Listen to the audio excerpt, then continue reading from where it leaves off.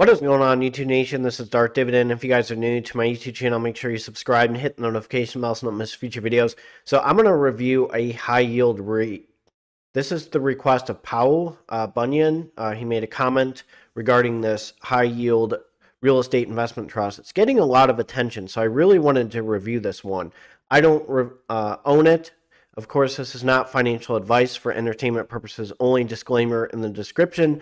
But I'm studying these guys closely in case if I want to pull the trigger on these guys in the future. So if you're new to this YouTube channel, make sure you subscribe and hit the notification bell so you don't miss future videos. Smash that like button.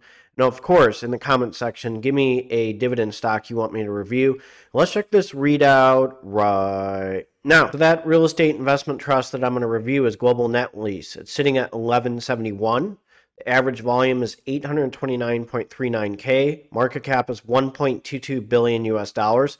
G range is 982 to 1539. Its day range is 1171 to 1230, and its previous close was 1210. So in the past 5 years, it's going against the S&P. It was in line with them. It was beating them for a little bit, and then it took a huge dip. So, you know, when there's a huge dip, sometimes many dividend investors capitalize on the dip. But are these guys worth it in the long run? Let's check these guys out as a company and their revenue and dividend history. So first, let's go over their industry diversity. So financial services 13%, auto manufacturing is 12%. They're in consumer goods 6%, healthcare 5%, technology 5%, freight 4%, aerospace 4%, government 4%, metal processing 4%, logistics 4%, telecommunications 4%. Engineering 3%, energy 3%, pharmaceuticals 3%, metal fabrication 3%, and other 23%. So I'm going to go over their investment strategy real quick. Their focus is a well-defined investment strategy and rigorous underwriting process to assemble high-quality, long-duration, diversified net lease property portfolio in the U.S. and Europe. So geography-wise, they focus on the U.S. and strong sovereign debt, related countries in the continental Europe, asset type, critical company, operational, single tenant, net lease sites, and headquarters strategically located in industrial and distribution facilities, continuous monitoring and improving or deteriorating credit quality of asset management opportunities, property fundamentals, analysis of property condition, as well as local market conditions and changes, and their structure is concentration of long-term net leases with contractual rent increases. So let's look at a few other things. I want to go over some of their objectives. So maximize current income generation. So they do income producing standalone commercial properties with long-term leases tied to indices such as CPI and annual increases. Diversification. So they like diversification. That's a positive. Tenant sector and geography, wealth preservation and protective of shareholders' investment, capital appreciation, acquiring investments with potential for capital growth, analyze credit worthiness of tenant, and assess real estate market fundamentals.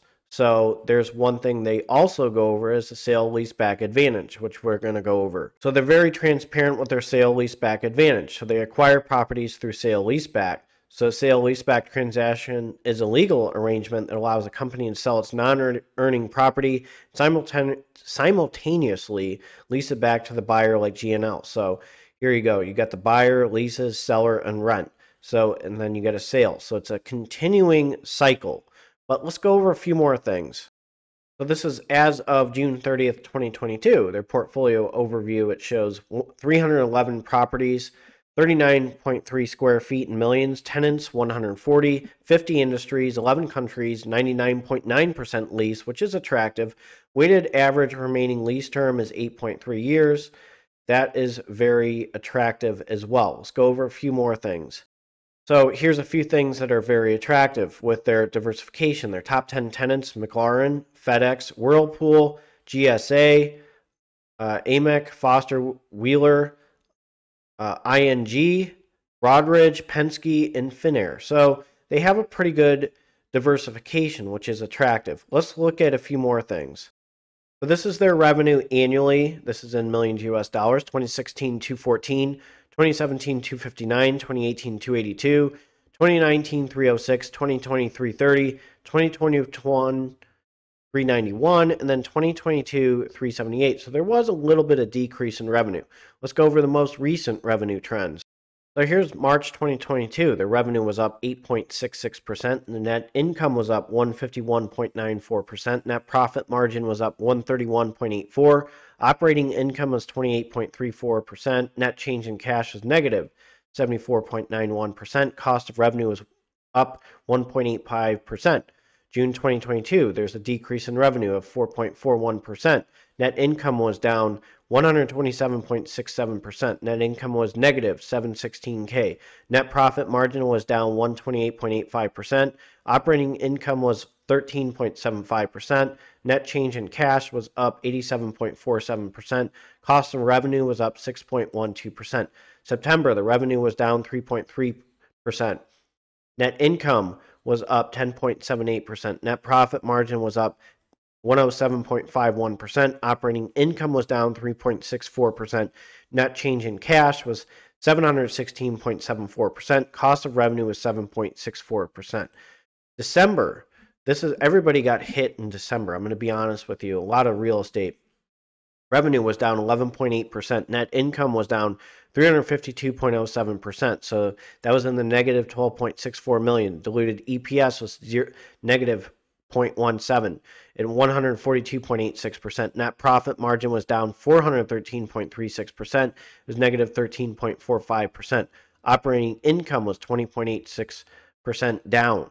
Net change in cash was up 64.78%. Cost of revenue was down 6.28%. Now let's go over their FFO. I'm going to mostly go over their FFO.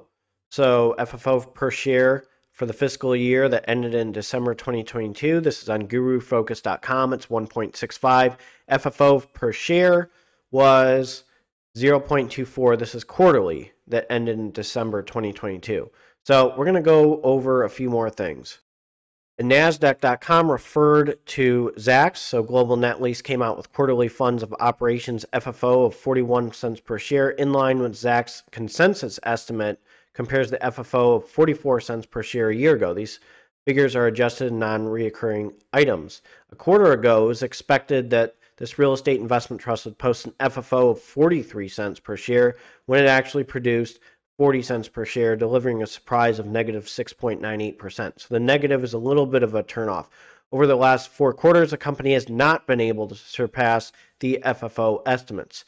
Global Net Lease, which belongs to Zacks REIT and Equity Trust, other industry, posted revenues of $93.95 million in the quarter that ended December 2022, surpassing Zacks' consensus estimate of 1.41%. This compares to a year ago revenues of 106.52. The company has topped consensus revenue estimates just once over the last 4 quarters. That's one thing that raises a few red flags. I'm going to go over a few more things. So let's start with their dividend trends. Let's start in 2015. It was 6 cents. It's been very stagnant at 6 cents. Then it jumped to 18 cents in 2017. So it very stagnant, 18 cents. It jumped to 53 cents in 2019. Then 2020, it decreased its dividend at 40 cents, and it's been stagnant at 40 cents. So the payout ratio is very high at 96%. If you bought 1 share, you made $160 with a 13.66% dividend yield. Dividend growth in 5 years is negative 7.93%, which is a very big turnoff. So a lot of these net leases have increased their dividends. These guys have decreased their dividends. So this is a big turnoff for me. I'm going to closely watch these guys. I just don't see any dividend hikes or revenues up, but they got some issues that they need to work on. And they didn't meet really Zacks' consensus estimates either, which is a turnoff for me. So let me know what you think of this video. Do you like Global Net Lease as a dividend stock? Comment in the comment section if you like other dividend stocks for me to review. I know there's a lot of them. If you're new to this YouTube channel, again, subscribe and hit the notification bell because I'm pumping videos out like crazy. I'm almost done with my semester. Take care and have a great Thursday.